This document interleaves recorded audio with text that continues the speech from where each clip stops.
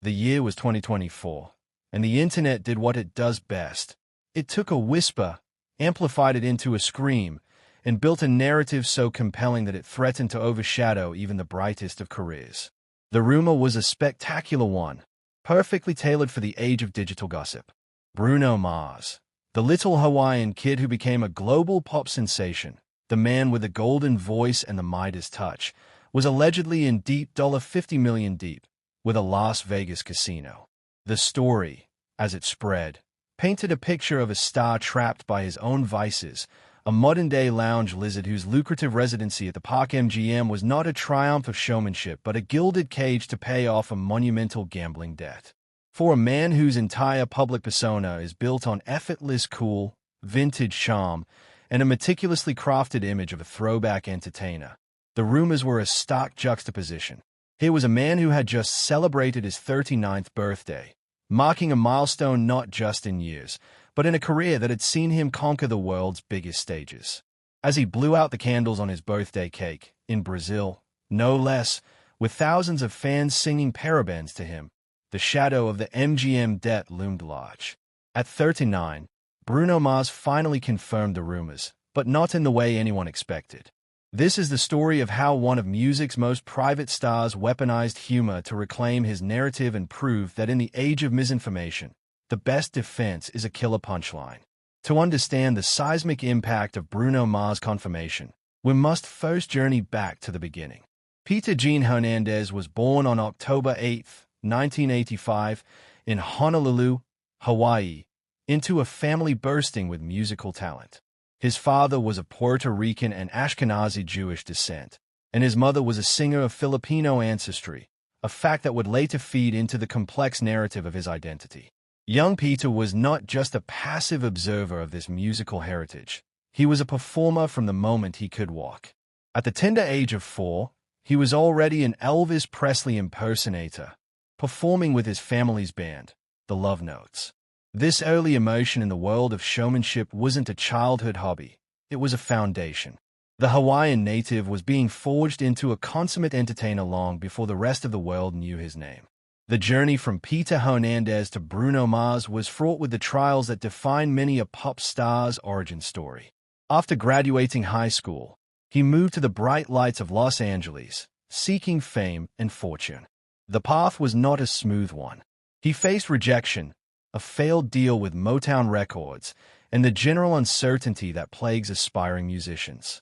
However, Mars found his footing not in front of the microphone, but behind the scenes. As part of the production team the Smeezingtons, alongside Philip Lawrence and Ari Levine, he began to craft hits for other artists. His songwriting prowess became his entry ticket. He helped pen Flo Rida's Right Round, CeeLo Green's F*******, and the seminal Nothing on You 4 B.O.B., which not only topped the charts but also put his distinctive voice on the map as a featured artist. When he finally launched his solo career with the debut album *Doo-Wops and Hooligans* in 2010, the world was ready. The album was a masterclass in pop songwriting, a collection of instantly unforgettable melodies that blended pop, rock, reggae, and R&B into something that felt both classic and revolutionary. Songs like Just the Way You Are and Grenade were not just hits. They were anthems that defined a generation. They earned him his first Grammy Awards and set him on a trajectory that would see him become one of the most consistent and celebrated hitmakers of the 21st century. He was, as Billboard would later name him, one of the greatest pop stars of the 21st century. The whispers that followed Bruno Mars through his 30s were never about his music. They were about his mystique. In an era of oversharing, where celebrities document their every meal and relationship drama on social media, Bruno Mars remained a black box. He rarely gave interviews that delved into his personal life, and his romantic life was kept largely under wraps. He was in a long-term relationship with model Jessica Cabon, which reportedly ended around 2024. This silence, this intentional lack of digital noise, created a vacuum. And into that vacuum, rumors inevitably rushed. The first hints of trouble came not from a tabloid, but from a financial analysis. In March 2024, a report surfaced alleging that Maz was entangled in a massive financial obligation with MGM Resorts International. The source, an anonymous insider, claimed that the debt was as high as $50 million and that his performance contract with the company, which had been in place since 2016, was essentially structured to pay it off. The narrative was deliciously dark. They basically own him, the source claimed. The story painted Maz not as a headline act, but as an indentured performer, a modern-day lounge singer singing to pay off his marker. This wasn't a simple matter of a celebrity with a gambling habit. The rumor was an existential threat to his carefully constructed image. Bruno Mars was the embodiment of the good times, the ultimate party starter, the man who just wanted to make you feel good. To have that persona tainted with the ink of financial ruin and debt to the mob was a potent combination. The rumor spread like wildfire on social media, with memes and jokes proliferating across platforms. Bruno Mars singing his heart out at his residency was now being recontextualized not as a celebratory performance, but as a desperate act of servitude. A TikTok user joked after a new release, "Bruno, how much do you owe?" encapsulating how the joke had fully colonized his public image. For a full year, the rumor hung in the air. It was officially debunked, with MGM Resorts International issuing a firm statement that the claims were completely false and that Mars has no debt with MGM. But in the court of public opinion, a denial was never quite as interesting as the initial accusation. Bruno himself added fuel to the fire when, in January 2025, he celebrated a historic achievement, becoming the first artist to reach 150 million monthly listeners on Spotify by posting a story that read, "Keep streaming. I'll be out of debt in no time." The joke was a wink to the audience, a moment of levity, but to many, it felt like an admission. The rumor had such a powerful hold on the cultural imagination that the line between joke and confession had been thoroughly blurred. The tension was even palpable on stage. When Bruno Mars made a surprise appearance at a Blackpink concert in Los Angeles in July 2025 to perform APT with Rosé, the crowd erupted. But what followed in the aftermath was a moment that seemed to rewrite the entire narrative. Mars took to Instagram to share a video of the cameo, his caption landing like a thunderclap, "Almost out of debt, baby. Appreciate you ROSLYYYYYY."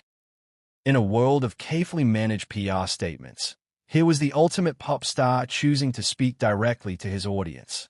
The rumor was the elephant in the room, and he decided to give it a hug and a microphone. The phrase, "almost out of debt," was not just a joke. It was an invitation. It was Bruno Mars telling the world, "I've heard you. I know what you're saying, and I'm going to take your joke and make it my own." This brings us to the emotional core of the story. For a man who has famously allowed very little vulnerability into his public persona, why choose to confirm a rumor that is technically false? It is here that the story of Bruno Mars at 39 becomes more profound than a simple celebrity gossip item. He opened a window, just a crack, into the reality of a life lived under the glare of a billion-watt spotlight. The jokes were a coping mechanism, but they were also a shield. The emotional break came not from a tearful interview, but from the understanding of the immense pressure he was under. Bruno Mars is not just a pop star. He is an industry. He is the heart of a machine that demands constant output, constant touring, and constant perfection. The success of his music, from the global chart supremacy of Die With a Smile and APT to the overwhelming anticipation for his new album The Romantic Asterisk, is a testament to his dedication. But that kind of success comes at a cost. In 2024, he celebrated his 39th birthday not at home, but in Brazil, amid a whirlwind tour, with the eyes of millions upon him. The pressure to perform, to be Bruno Mars, is immense, and the gambling rumors, whether true or not, were a tangible manifestation of the fear that it could all come crashing down. The joke, "almost out of debt," is a deeply human moment. It is a public figure admitting that his life is work, and that work is relentless. By leaning into the rumor, he was not just getting ahead of the joke, he was reclaiming his agency. He was saying, "I am the master of my own narrative."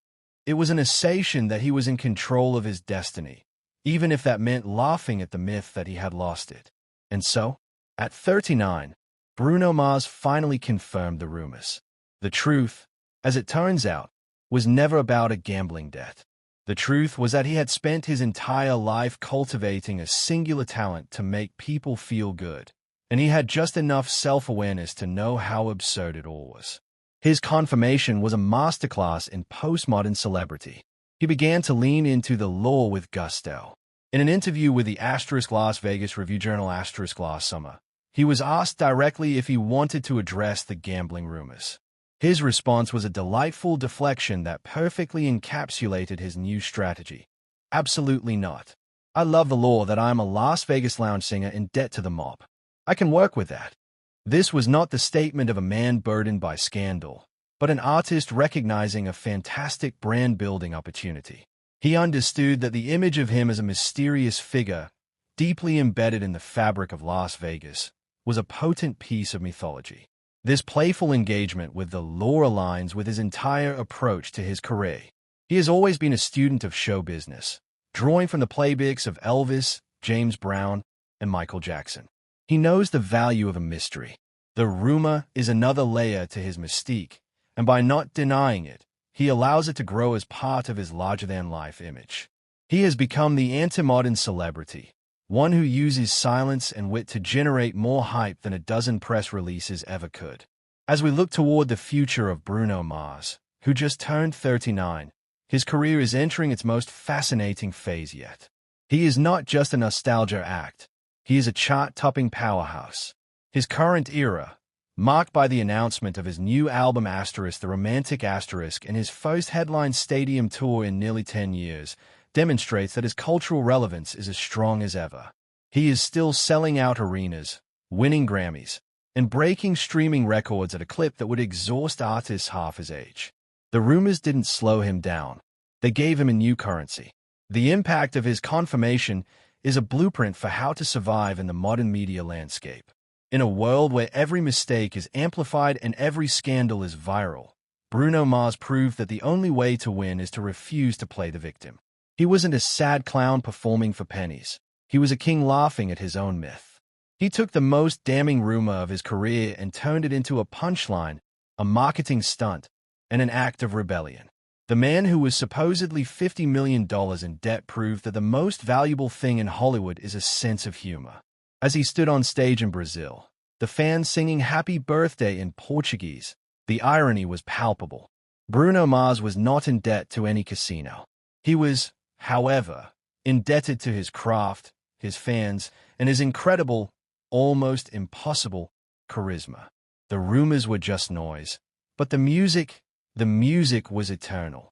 At 39, Bruno Mars finally confirmed the rumors, and in doing so, he confirmed that he is one of the greatest showmen of our time, a true master of his art, a man who knows that in the end, the secret to survival in the spotlight is to always leave them smiling.